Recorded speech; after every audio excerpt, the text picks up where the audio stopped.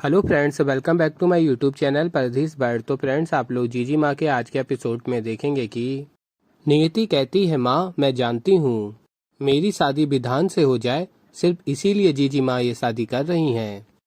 लेकिन मैं ये भी जानती हूँ कि जीजी माँ सुरेश से प्यार करती हैं और वो सिर्फ मेरे लिए अपने प्यार की कुर्बानी दे रही हैं। मैंने कसम खाई है कि मैं अपनी शादी नहीं तोड़ूंगी, लेकिन मैंने ये कसम नहीं खाई है मैं जीजी माँ को शादी करने से नहीं रोक सकती।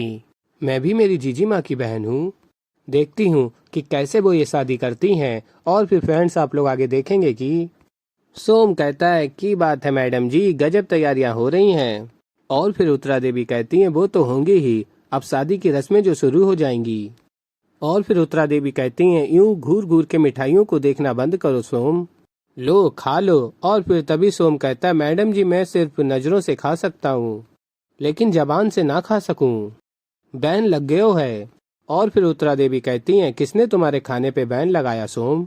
और फिर सोम कहता है, मंगला कहती है कि वजन बढ़ गयो है, इसलिए कपड़े फिट ना आवे ना, तो इसीलिए मिठाई कचौड़ी पूरी सब ना। और फिर तभी उत्तरा देवी कहती हैं, चलो अच्छा है, मंगला ने कुछ तो अच्छा किया। और फिर फ्रेंड्स, आप लोग आगे देखेंगे कि डिम्पी कहती है, नहीं होगी नहीं होगी नहीं होगी, सुना तुमने मिस्टर सुरेश रावत, मैं ये शादी नहीं होने दूंगी।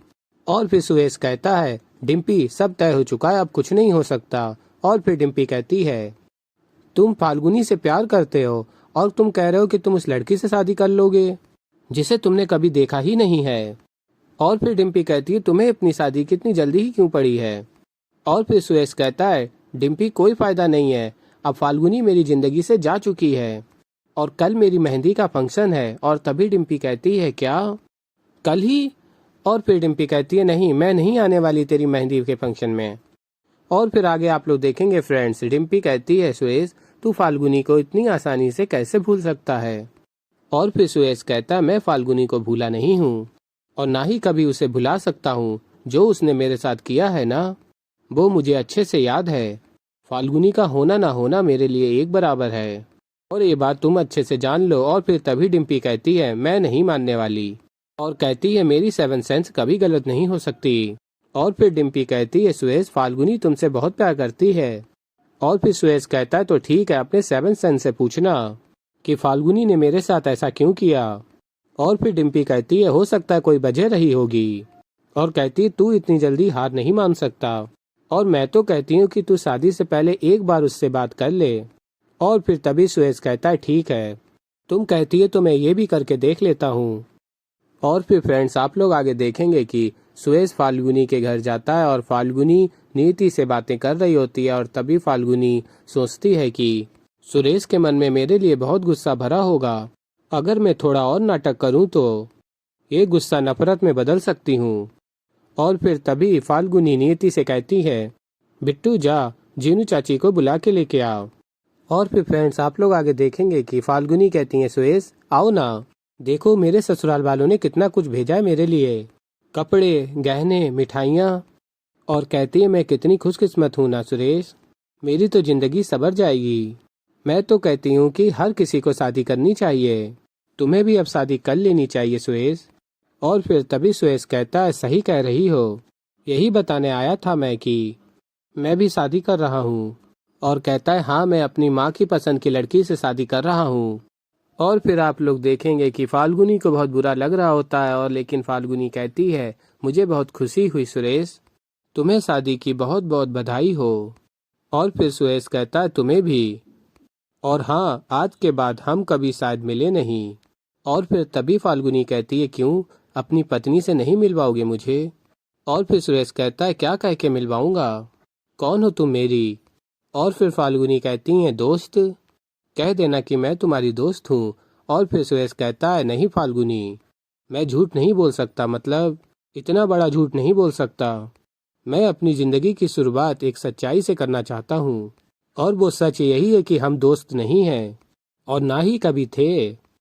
और कहता है, तुम्हारी आने वाली जिंदगी के लिए ऑल द बेस्ट, खुश रहना। और फिर फ्रेंड्स, आप लोग आगे देखेंगे कि सुरेश कहता है, छोटे तू क्या कर रहा है यहाँ।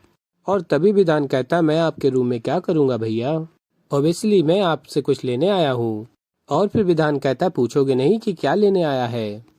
और फिर सुरेश कहता है क्या करूंगा पूछ के, मना थोड़ी ना करूंगा। और फिर विधान कहता है कितने कूल हो ना आप, किसी बात से फर्क ही नहीं पड़ता है, मतलब ना पाने की खुशी ना खोने का गम। और फिर सुरेश कहता है ये खोने की बात कहाँ से आ गई, तू मेरा भाई है ना, जो चीज अपनों के पास जाती है वो चीज अपनों के पास रहती है ना। और फिर तभी विधान कहता है बहुत डीप बात बोल दी आपने। और फिर सुरेश कहता है और क्या चाहिए बताओ। और तभी विधान कहता है ऑलरेडी ले लिए हैं। विधान ने जूते पहन लिए होते हैं पहले से ही। और फिर फ्रेंड्स आप लोग आगे देखेंगे कि विधान के डैड कहते हैं टी शर्ट और पैजामे में तुम मेहंदी करोगे। और फिर तभी उत्तरा देवी कहती हैं सुरेश क्या कपड़े पहन के तुम खड़े हो, देखो तुम्हारे डिजाइनर ने कुछ कपड़े भेजे हुए हैं, जो भी अच्छा लगे पहन लेना। और फिर तभी सुरेश कहता है ठीक है मॉम, जैसा आप ठीक समझें। और फिर सुरेश कहता है ये मेहंदी कब है। और फिर तभी विधान कहता है भैया ऐसे नहीं, गब्बर सिंह के स्टाइल में पूछो, मेहंदी कब है मेहंदी। और तभी विधान के डैड कहते हैं तेरे एक थप्पड़ मार दूं, तेरे को उसकी गूंज ना जिंदगी भर सुनाई देगी। और फिर विधान कहता है कब है मेहंदी। और फिर विधान के डैड कहते हैं अब है मेहंदी। और फिर फ्रेंड्स आप लोग आगे देखेंगे कि फाल्गुनी कहती हैं क्या हुआ बिट्टू, इतनी चुप चुप क्यों है तू, वरना तो पूल में जब भी किसी की मेहंदी होती थी सबसे ज्यादा शोर तू ही मचाया करती थी, हाथों के ऊपर तक मेहंदी लगवाया करती थी तू, और आज तेरी खुद की मेहंदी है तो तू चुपचाप बैठी है। और फिर नियति कहती है मेहंदी तो आपकी भी है ना जीजी माँ, खुश तो आप भी नजर नहीं आ रहे। और फिर तभी फाल्गुनी कहती हैं मैं बहुत खुश हूँ बिट्टू, पर मैं दुल्हन होने के साथ साथ तेरी जीजी माँ भी तो हूँ, खुशियाँ ही मनाती रहूंगी तो काम कैसे खत्म होगा। अब जल्दी से माँ का आशीर्वाद ले लेते हैं, फिर चलते हैं।